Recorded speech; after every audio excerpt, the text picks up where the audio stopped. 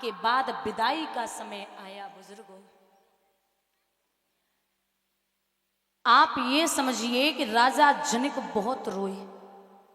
तो मां सुनैना ने कहा कि जब आप ऐसे रोएंगे तो दुनिया के आम पिता क्या करेंगे? ये तो हर बाप बेटी को पालता बड़ा करता और विदा करता, चाहे कितनी भी बड़े बाप की बेटी हो, विदा तो करना ही है। तो राजा जनक बोले कि ये कहाँ का उसूल है जो 20-25 साल तक कलेजे के टुकड़े को छाती से लगा के रखो और किसी और के हाथ में दे दो।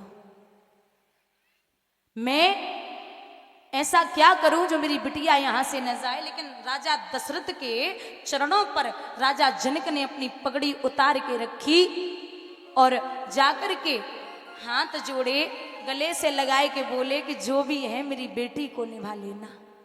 मेरी बिटिया बड़ी लाड़ चाव से पाली, आप ख्याल रखना।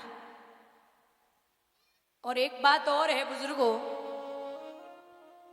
कि बिटिया की विदाई पे सब रोते हैं, सब, लेकिन एक ऐसा व्यक्ति रोता जिसे नहीं रोना चाहिए, और वो है बेटी का भाई। जब तक कुंवारी रहेगी रोज पीटेगा, रोज मारेगा, मेरे लिए खाना बना, मेरे कपड़े धुल दे, मेरे कपड़ों पे प्रेस कर दे, ये कर वो कर, बना ऐसे घर में कर दूंगा, सास रोज लड़ेगी। मतलब भाई रोज लड़ता बहन से जब तक बहन कुंवारी होगी, लेकिन जैसे ही बहन विदा होती है तो सबसे ज्यादा भाई रोता है। एक व्यक्ति खड़े थे, भाई को रोता हुआ देख के बोले, क्यों रो रहा है भाई?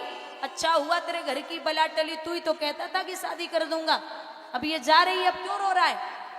तो भाई जवाब देता है कि वीरन, जितनी बार लड़ाऊं ना अपनी तरफ से ही लड़ाऊं, और घर आने में अगर लेट हो गया तो उसने 50 फोन कर दिए, कहाँ मर रहा है रे, भोजन नहीं करना क्या?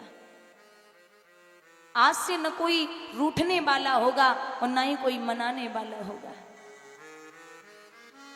हमारे पिता तुल्य बैठे दादा, जितनी बार बाप की तबीयत खराब हो जाए, जितनी बार बेटा घर पे रह के बाप की तबीयत नहीं पूछ पाता, उतनी बार बिटिया ससुराल से फोन करके पूछ लेगी, पापा आप ठीक है ना, आप दवा टाइम से लेते हैं, आप स्वस्थ हैं, आपने भोजन किया या नहीं किया?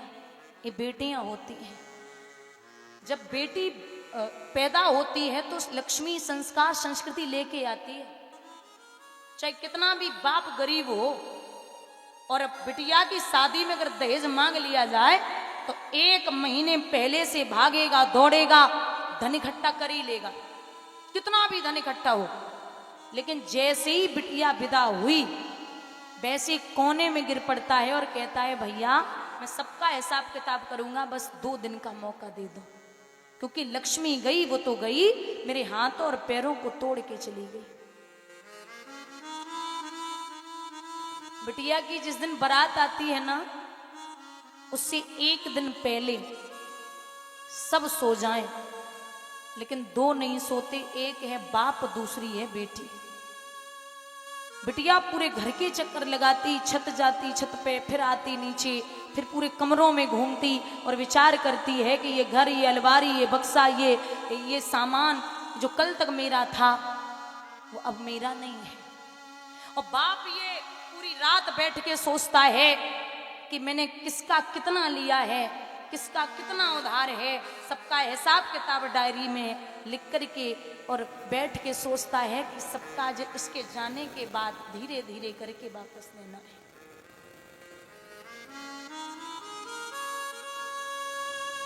हर माँ बाप चाहते हैं, क्योंकि बाप की आंखों में आंसू,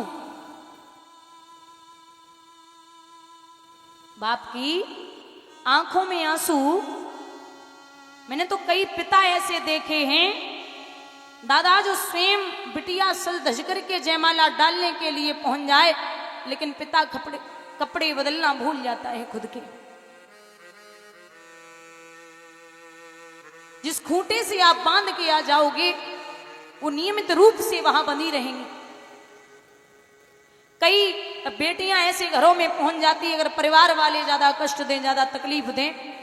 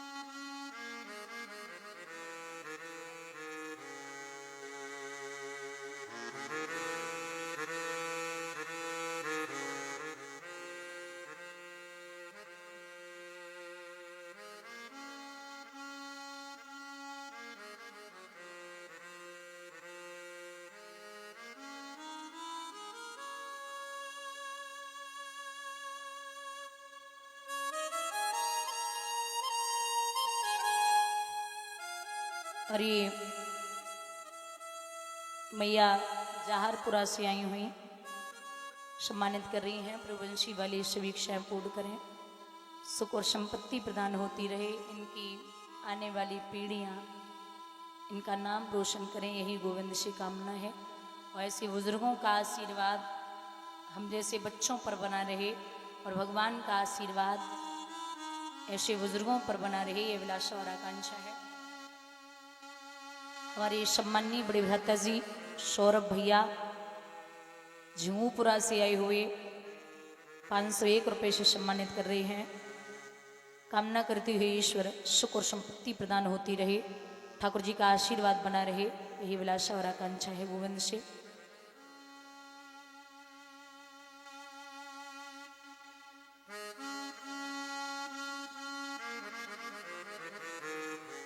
विदा कर रहे राजा जनक, बहुत परेशान, बहुत रोए। चारों तरफ भीड़ लगी है, सीता मैया को विदा किया जा रहा। आज मिथिला नगरिया निहाल सखियां, आज मिथिला नगरिया निहाल सखियां, चारों दुल्हा में बड़का कमाल सखियां, चारों दुल्हा में बड़का कमाल सखियां।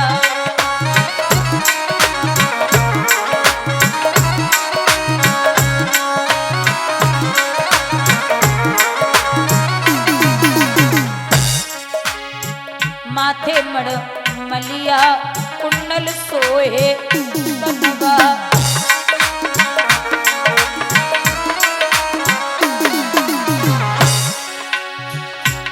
लाल चंदन सोहे इनके बाल सखियां,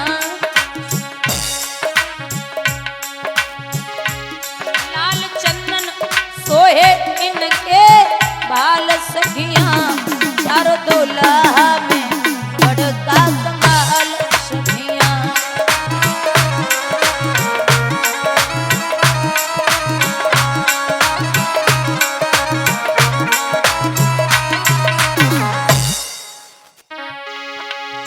सावल सावल गोरे गोरे चूड़िया माने,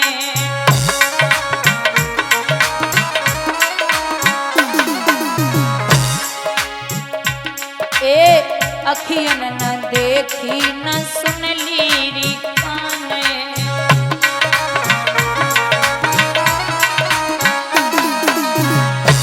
जुग जुग जोड़ी जीवे इनकी बेमिसाल सखियां, चारों दुल्हा में बड़का कमाल सखियां।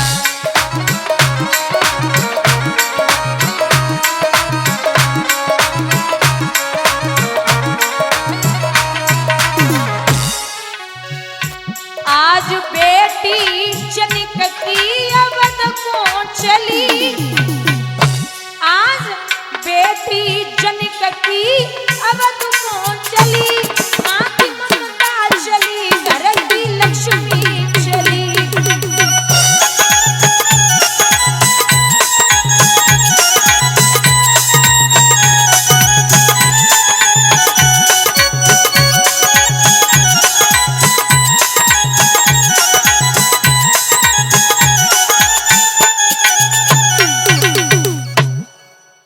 विदा किया, पुत्र वधुओं को लेकर के आए। बड़ी खुशी है, धीरे धीरे समय बीता। एक दिन दादा राजा दशरथ ने दर्पण में अपना मुख देखा तो क्या निगाह डाली है कि कान के पास एक बाल सफेद हो गया।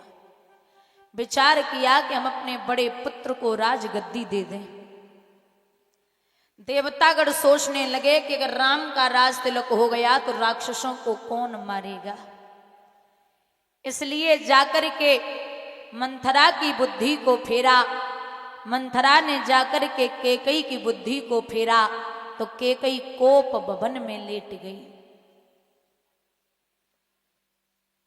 बड़ी खुशी है, हर जगह ढोल नगाड़े बज रहे हैं, क्योंकि विचार किया कि राम का राज तिलक होगा।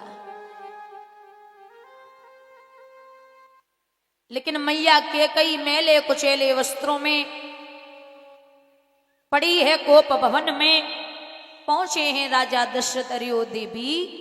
क्या हुआ? कुछ नहीं महाराज। अरे बताइए ना क्या कारण है? महाराज हमने सुना है कि आपके राम का राज तिलक है। बोले जी बिल्कुल है। और वो मेरा ही राम क्या, वो तो आपका भी राम है। नहीं महाराज, मैं नहीं मानती। अरे देवी, आज खुशी का दिन है, मैं आपसे कुछ मांगना चाहती हूं। बोले मांग लो, जो चाहिए आप मांग सकती हो। 2 नहीं 4 वरदान मांगो, 4 नहीं 6 मांगो। बोले चिकनी चुपड़ी बातें कहकर मुझे अबला को ना बहकाओ, यदि सच्चे हो तो रघुवंशी सौगंध राम की खा जाओ। आप राम की सौगंध खा जाइए। अच्छा, ये सोचने वाली बात है कि छोटी सी चीज के लिए कोई बच्चों की कसम नहीं देता। कुछ छोटा काम हो तो कोई ऐसे बच्चों की कसम थोड़ी दे देगा। कुछ बड़ी बात हो, वो भी कैकेयी के द्वारा राम की सौगंध खिलाई जा रही है, ये बहुत बड़ी बात है। बोले आप राम की सौगंध खा जाइए। राजा दशरथ ने बिना सोचे समझे कहा कि हे देवी, मैं राम की सौगंध खाता हूं, आप जो मांगोगी आपको वही मिलेगा, वही मिलेगा और वही मिलेगा।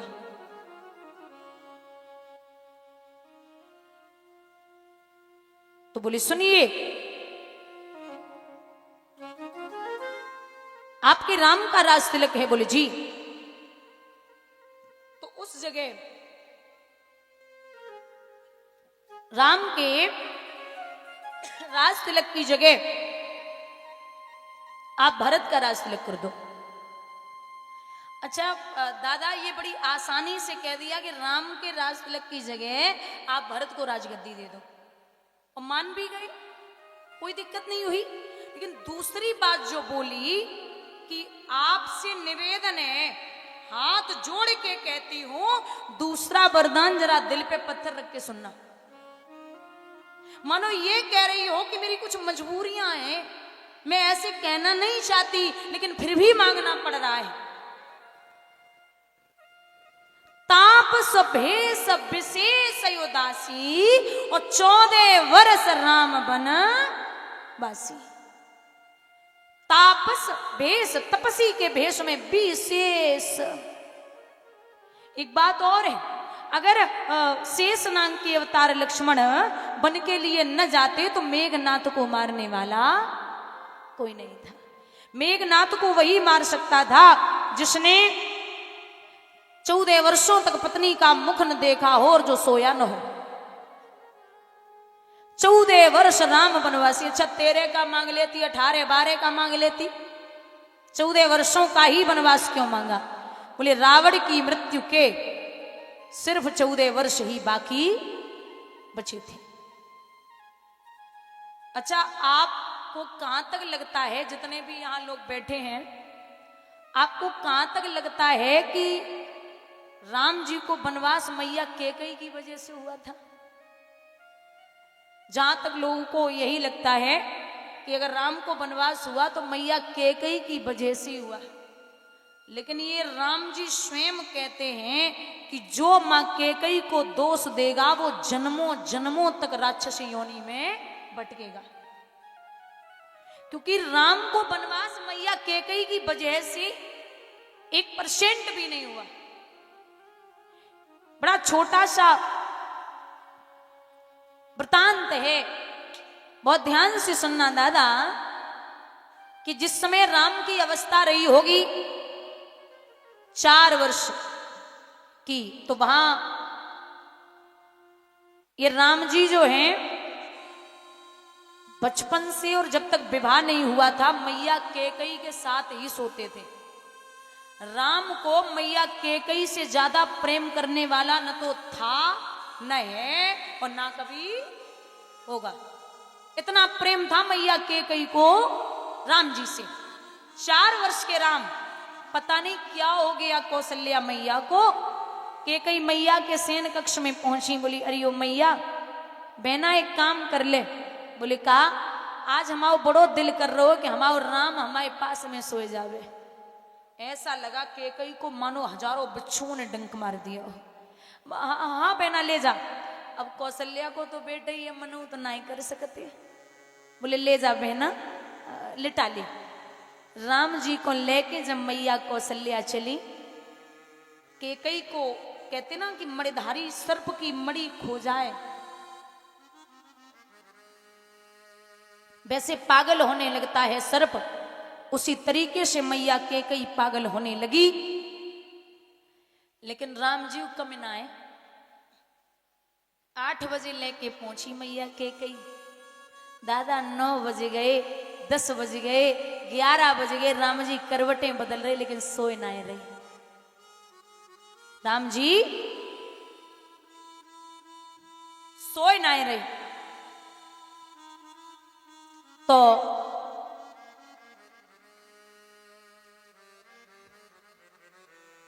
कौशल्या बोली लाला भूख लगी?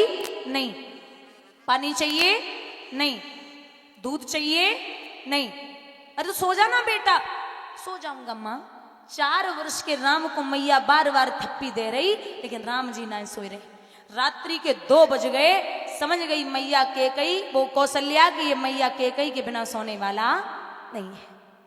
वापस पुनः लेके आई तो चौपट दरवाजे खुले बुजुर्गों, और सीधे अंदर प्रवेश की तो सिसकियों की आवाज बाहर तक आ रही थी। झपट के राम जी को देखो तो छाती से लगाए लियो। कौशल्या बोली ये ले, ये तेरा बेटा मेरे साथ सोने वाला नहीं है, इसको तो 2 बज गए, इसे नींद ही नहीं आ रही, इसे सुला ले।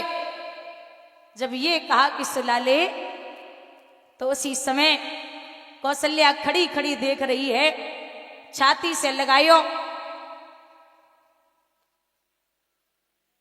और छाती से लगाए कि महाराज 10 मिनट तब हुए जब राम सुख की नींद सो गए। समय बीता 1 दिन, राम जी को मैया कैकेयी दाल भात खिला रही है। तो 4 चक्कर राम जी ने लगाए, और लगाए कि पीछे से मैया कैकेयी के नेत्र बंद करे। नेत्र बंद करके जवाब दियो कि बोल मां मैं कौन हूं, बता मैं कौन हूं। तो एक जो माँ होती है ना, वो अपने बच्चे की खुशबू से, मतलब शरीर की खुशबू से बता सकती है कि मेरा बेटा है या नहीं है। और जाने बचपन से और जवानी तक मैया कैकेयी के साथ काटी हो मैं, मतलब एक पुत्र हैं माँ कैकेयी के, तो माँ कैकेयी स्पर्श से क्या खुशबू से बता देगी कि मेरा बेटा है या नहीं है। पीछे से राम जी ने नेत्र बंद किए और चिल्लाए कि बोले बोल मैया मैं कौन हूं। मन ही मन में हंस के बोली कैकेयी मुझको पता है लाला, तू हमारा बेटा भरत है। सो 4 चक्कर राम जी ने और लगाए और सामने खड़े हो गए। ये ले मैया, हार गई, तू हार गई मैया, मैं जीत गया। कैकेयी बोली लाला मैं हमेशा चाहती हूं कि जीत तेरी होती रहे, हमें इससे कोई फर्क नहीं पड़ता, बस मैं तेरे लिए हारने के लिए तैयार हूं। राम जी सामने खड़े थे, 4 वर्ष की अवस्था है, इतने दिमाग चलाने लगे। बोले ये मौका ठीक है अपनी बात रखने का। राम जी बोले मैया सोच ले, तू हमें बड़ो प्रेम करे। बोले हाँ इतनो प्रेम करे कि तू अगर जान भी मांगे तो वो भी दे दूं। अच्छा तो मैया मैं कुछ ऐसा न मांग लूं जो आने वाले समय में तेरा बेटा भरत तुझे मां न बोले।